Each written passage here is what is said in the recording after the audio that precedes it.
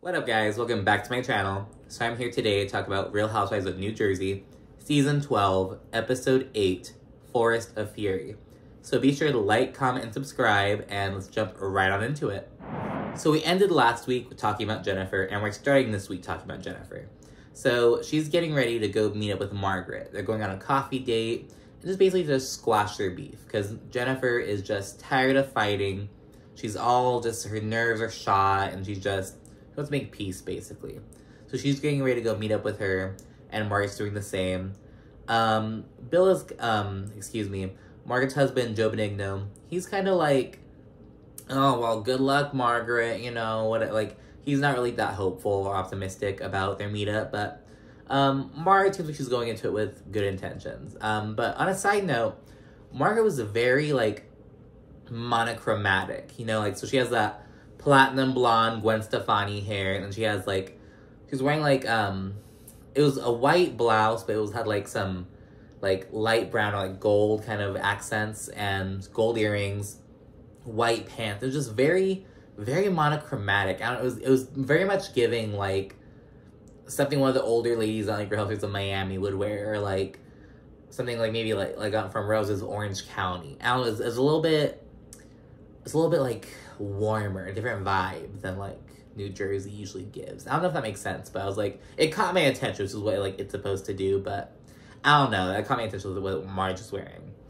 So, they meet up, Jen immediately gets emotional, and Margaret's pretty comforting, you know, she does straight up say that, like, you know, Margaret says some bullshit first. She's like, oh, I thought you would have blown it off. I didn't know that it was gonna cut you that deep. She straight up says, if I would have known it would have cut you to the core, I wouldn't have said it. And I'm like, Margaret, clearly you wouldn't know that it would have, so she knew that it would have, like, stung Jennifer. She knew it was, like, a jab, but Margaret saying she didn't know it was gonna be, like, that big of a deal to Jennifer, you know? And it's like, I'm not sure if I'm buying that, to be honest. Because don't get me wrong, I'm sure Margaret feels bad. I have no doubt in my mind that Margaret feels like shit, you know what I mean? But it's like, you were trying to be malicious about it. Yeah, and you just felt bad because you realized you took it too far, I guess. And it's like, just, I don't know, but the whole, like, oh, if I would have known you didn't have these, you didn't reconcile it, if I would have known that you didn't tell your family about it, it was like, well, Margaret, you didn't know, you know what I mean? But it's like, that's kind of shit that, like, you have to, that's very much possible when you bring shit like this up, you know what I mean? I don't know. Do I think she feels bad? Yes. Do I think she was being sincere and she said, oh, if I would have known it would have hurt you this bad when I said it? I'm not sure, to be honest with you. I'm, like, just not sure. But I'm sure she feels bad. Yeah, she's showing empathy, really comforting Jen. Jen goes on to say that she's afraid to go to therapy with Bill because she's basically afraid that, like, if they really sit down and talk about their issues, that they'll be like, well, we're not right for each other. We should just split up. And she's terrified of that, so she doesn't want to go to therapy. And it's like, you know, it makes sense. You know, it's a relatable. It's kind of like when people, when like older people, especially older men, stereotypically, when they, like, don't want to go to the doctor, even though when they know something's wrong. So, like, I don't want to deal with it. I want to, like, know something's wrong. You know, I think it's that kind of same mindset. Just inevitably putting off the inevitable or what needs to happen. And yeah, and Jennifer also does acknowledge that she wasn't innocent in the matter. She kind of owns up to the shade that she'd thrown at Margaret over the years and basically owned up to her part, which was nice to see because she definitely did have a part in it. And then Jen immediately segues to there being hypocrisy within the group, and she's specifically upset that, that Jackie is upset with Jen, but not Teresa, because she's saying, Jackie's upset with me for like, digging into the Evan rumor, basically, like, looking into whether Evan really cheated on her. But she's like, but she's not mad at Teresa. And Margaret was like, well, Teresa wasn't digging. And Jennifer, she says, well, are you sure she wasn't digging? Insinuating that Teresa was basically in cahoots with Jen while she was digging for the information. Margaret's like, she basically takes the bait, and she's like, oh, well, are you saying that she did? Like, did she tell you to call the people on Tenify and get information? And Jen refuses to say any more information, but Margaret takes the bait and reads in between the lines. And And they swiftly switch gears and hone in talking about the DV allegations against Louis. Margaret, of course, brings it up because Louis is a major part of Margaret's storyline this season. And Marge brings up the fact that, like, she basically asked Jen if, like, she's noticed any red flags about Louis or whatever. And Margaret does bring up about how Louis was, like, assertive with Teresa at the barbecue. Because, mind you, Louis was trying to explain something, and Teresa was like, babe, don't explain it. You have to explain yourself. Like, continually shutting him down. And Louis, at one point, he was like, oh, I'm going to just get up and leave. Like, I'm going to leave if you don't let me speak. And he's like, oh, if I don't leave, she won't learn. And Margot's basically conveying that in a way, being like, oh, well, that was pretty assertive. That was pretty shocking behavior. And so that's the way she's viewing that moment at the barbecue. And I don't think he didn't, like, yell or raise his voice or anything. He just said that he would leave, you know what I mean? Because she wasn't letting him talk. But that happens, and then they end up leaving. Jen says, I know why you did what you did, and they hug it out. And Marge says that she'll be there for Jen. So they basically patched up their issues right now. And what episode is this again? Episode 8. So yeah, it's right about, you know, they had their beef for the whole first half of the season. Now they're getting on good ground, and we're going to see what comes of it. So yeah. And then we stay away to Dolores and Frank. They're going out shopping for Valerie, Dolores' mom, who is still hospitalized because she had her triple heart bypass surgery. Dolores says that David, her ex-boyfriend, who is a doctor, that he's been with her mom a lot, you know, really helping her out while she's in the hospital. And Frank, he says that he's still talking to David. He's like, oh yeah, I'm still in contact with David. And he does share that David is still talking about Dolores. Like, oh, she's such a great person, blah, blah. And he also shares that he thinks that David, because mind you, David is literally talking to, like, everyone in Dolores' family except her. He's talking to her ex-husband, her 2 children, her mother, but he's, like, not speaking to Dolores, the woman that he dated for I don't even know how long, but the person he dated.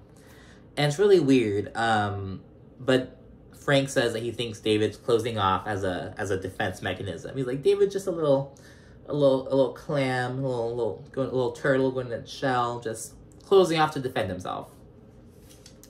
And so yeah, there's that.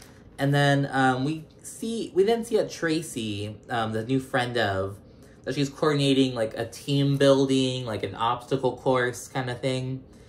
And I was really like, I'm really confused because Traci's a friend of, she's not a main cast member, but she gets her own confessionals already. She's out here fucking planning events from all the duo together. She's very much involved in the drama going on. And it's like, I don't know. I mean, I think they're really trying to push the whole, like, to really speed up the whole friend to cast member pipeline. But I don't know. I like when they kind of, like, stay as friends. You know what I mean? Like, I'm really used to them being like Shamia, but mind you, Shamia doesn't want to be a cast member. But I'm used to them just like, or a Marlo, who barely became a cast member after God knows how many fucking years. But I'm used to them like being a friend for a while. You know what I mean? Like, maybe getting into the drama a little bit, but just showing up to events, being cute, being interesting, and, you know, just stirring it a little bit. I don't know, but the whole, like, the Sutton thing, with Sutton becoming a cast member right away or after the first season, I think there's buzz that Escala is going to become a main cast member on Potomac. And I can really see Traci becoming a main cast member next season because of how much she is invested in, like, the main drama. Because she's a major part of, like, Teresa's storyline. And, yeah, she has her own little confessional. She's out here planning shit.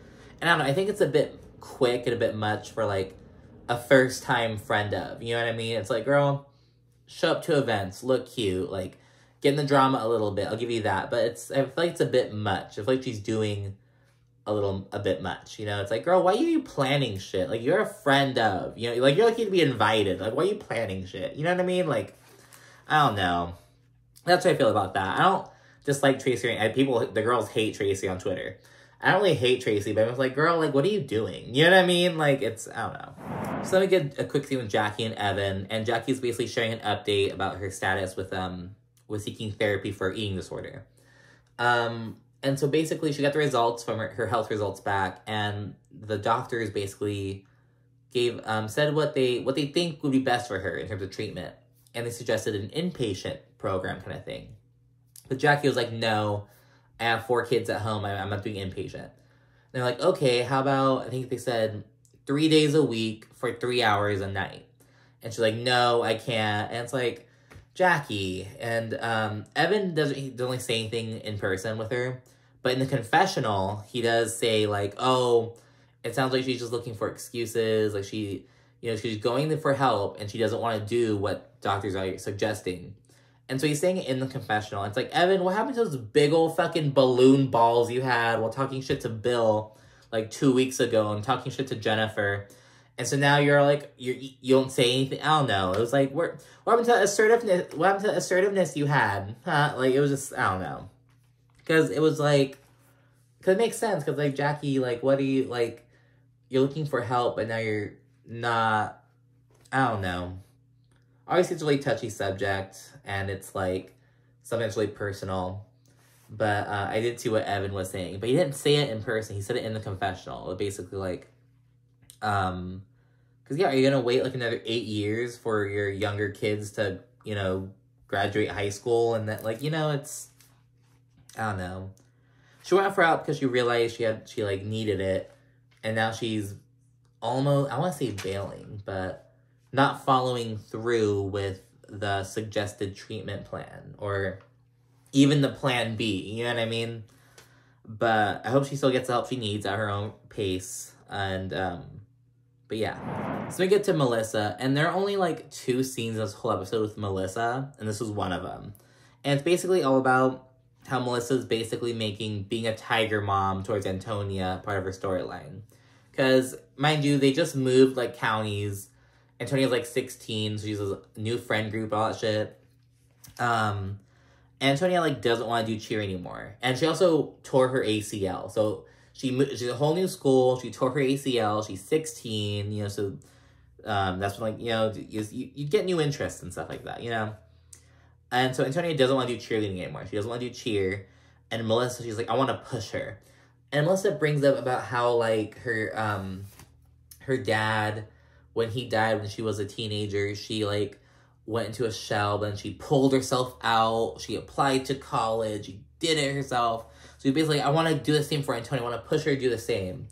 And even Joe Gorga, he's like, well, babe, you know, why don't we just, she's 16, you know, why don't we just let her do her own thing? Things change. She's like, no, I feel bad. I feel like I have to push her. And it's like, Melissa, like, Melissa has nothing going on, and it's really starting to piss me the fuck off, like, to be very honest with you. She has nothing going on. And it's like, girl, like, my daughter doesn't want to cheer anymore. Okay, you know what I mean? It's like, who gives a fuck? It's very, you know, like, who gives a flying, like, a literal flying fuck? Who gives it? Like, no one cares. So then we get to Jen and Bill. We have a quick scene. It's kind of awkward. They're sitting outside. There's no kids around. And Jen, she's on her shit where she's like, I want you to be less passive. She brings up how at the barbecue, he, like, didn't stand up for her as she wanted him to. But she says that he redeemed himself at boys' night. And he's like, and Bill's kind of taken aback by that. He's like, who's redeeming themselves? Like, do you doubt that I'll stand up for you? And she's like, yes, I do. So Jennifer basically wants more, she wants Bill to basically be more assertive, be more openly, basically to be more openly proud to be her husband and to be by her side, her life partner, and to have her back more, basically, publicly. But Bill's like, what's the big deal? And they're just basically on different page. Oh, and Bill's still mad at the boys. So this goes back to, sorry, I was blah, blah, blah. So Bill and Jen, they seem to be on different pages, and Bill, he's still big mad at the boys, while Jen is, like, making amends with Margaret. So they're kind of on different routes, and it was a really awkward scene. They could benefit from help for sure. The next scene, it's like a back and forth between, like, half the group and half the group, but I kind of lumped them together, so bear with me. So the first thing is with Marge visiting Jackie, and the first thing was I loved seeing Jackie's younger kids, because Jackie has 2 sets of twins. So the younger set of twins, the boy and the girl, they're just bonding together, just like on the couch, just like tussling a bit. It was just like so, because they're like 10 years old, and now it was cute. I love siblings. I have a bunch of siblings. I love seeing siblings getting along, and I love it. So then Margaret goes over to Jackie's, and Margaret talks about being. Jackie talks to Margaret about her eating disorder, the therapy thing, the update she gave earlier. Damn, I can't speak. I'm like stuttering like crazy. She gives an update to Marge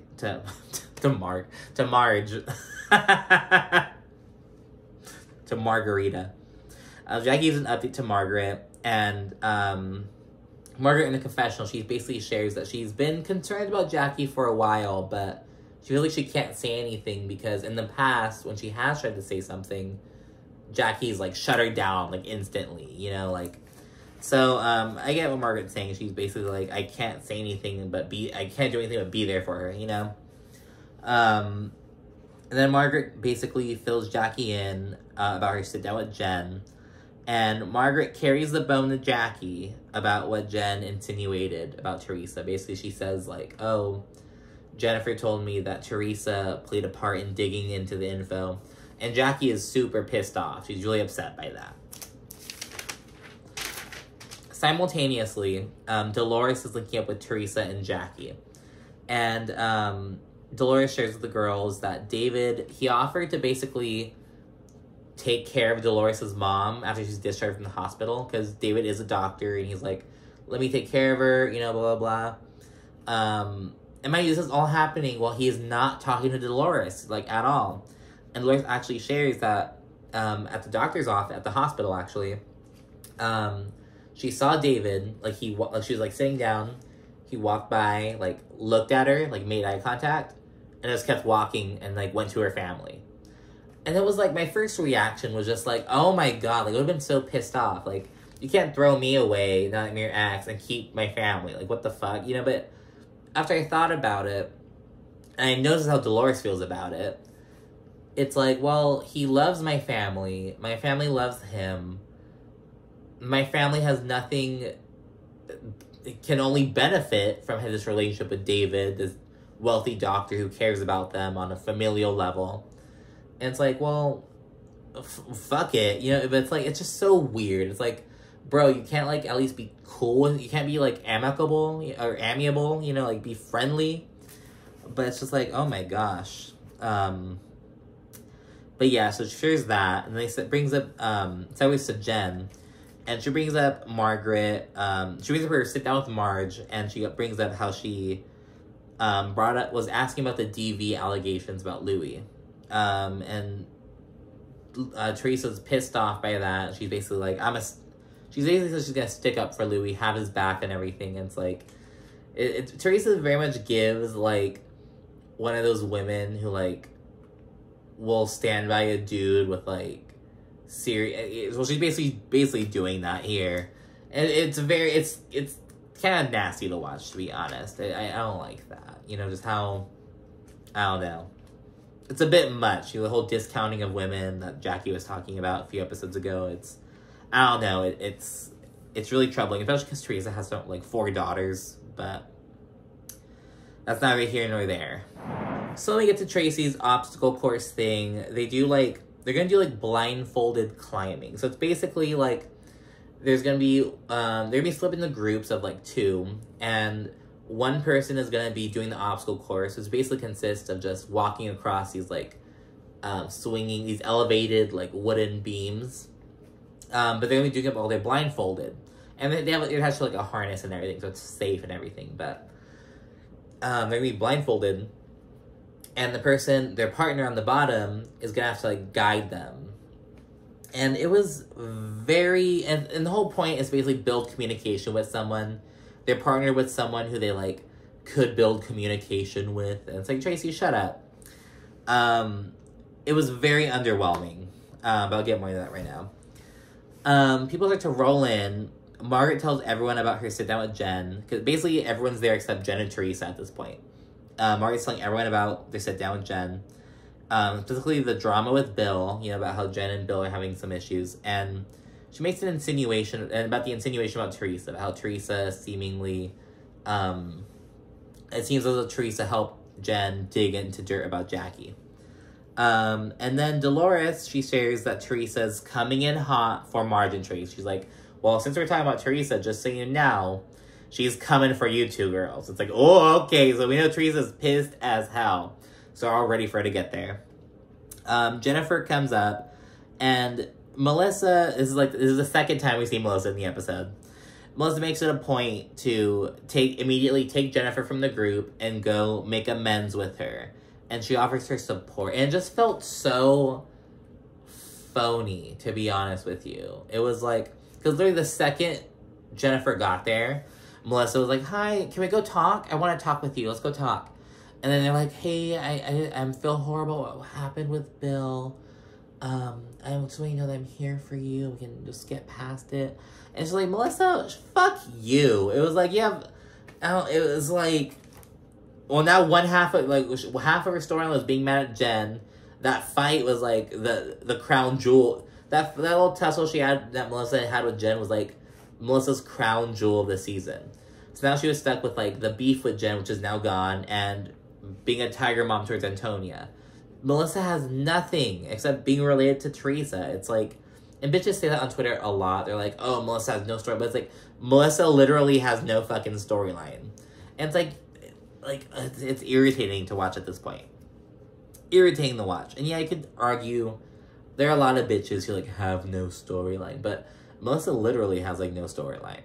Like, if you like break it down, it's like, what is her story? Like, she literally does not have one. But anyways, then Teresa rolls up. She has goodie bags. She has a bunch of goodie bags. But she is on go, and she chooses violence right away. And she says she isn't in a good mood. She isn't gonna have a good time. And she says some bullshit like someone asked her, like, oh, are you afraid of heights? She's like, yeah, but maybe I should go up with someone who I don't like so I can push them down. And it was like, what the fuck? That's like not even a logical response to the question. But it was like, okay, we get it. You're big mad. Okay, Teresa. She's being a major party pooper. She's calling everything stupid. And everything is kind of stupid. Like, it was a very underwhelming obstacle course. Because it wasn't even like a fun obstacle course with all kinds of different shit and you're really active. It was a very... It consisted of someone being blindfolded and slowly creeping through the air on like a beam. It was very underwhelming. And yeah, in the groups, it's Dolores and Jackie, because they had that little argument earlier this season. There's a trio between Jennifer, Margaret, and Melissa, because Jennifer had beef with both of them, which is now squashed at this point. And then Traci and Teresa are teamed up. Teresa is pissed as fuck to be teamed with Traci. She says that she'll guide Traci off the edge. Teresa does not want to be with that woman. She's making it very clear, you know, so I'll give her that. She's wearing her heart in her sleeve. Dolores goes first, again, it's very underwhelming. Jackie helps her creep across. Teresa refuses to guide Traci, who goes after Dolores, and Melissa does it instead. Teresa's like, oh, she's your friend, you fucking go guide her. I don't want to do it. And then Teresa, after that goes down, Teresa says she's basically flabbergasted over how Margaret and Jen made up. And she brings up how Margaret took the cat out of the bag. She, let everything out. And then Margaret overhears it, and she's like, okay, let's just stop. I can hear you guys, let's just whatever. And Teresa, she, snaps back at her. They're kind of exchanging words for a little bit. And then Teresa tells Margaret, oh, blah, blah, blah, you look like shit. In terms of, her character, what she did to Jen. And then Margaret's like, you look like shit. And then Teresa's like, oh, I look like shit. Yeah, you look like shit all last year. And it was just so funny, because they're saying you look like shit in terms of, their character.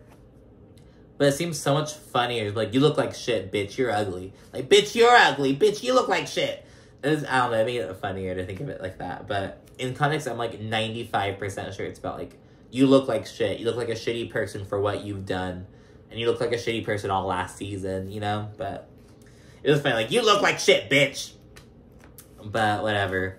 And then we get a to be continued of Teresa and Margaret about to go at it. So yeah, it was a pretty good episode. Again, Melissa kind of just pissed me off for just, existing. Like, I feel like she needs, like, a demotion at this point. I'm not sure how that's going to be possible, but, like, I think Melissa needs a demotion. Because what does she bring? Like, she doesn't really bring that much drama. She doesn't bring excitement or good, I don't know. What do you guys think? Whatever. Like, comment, subscribe, and I'll see you guys next week. Bye.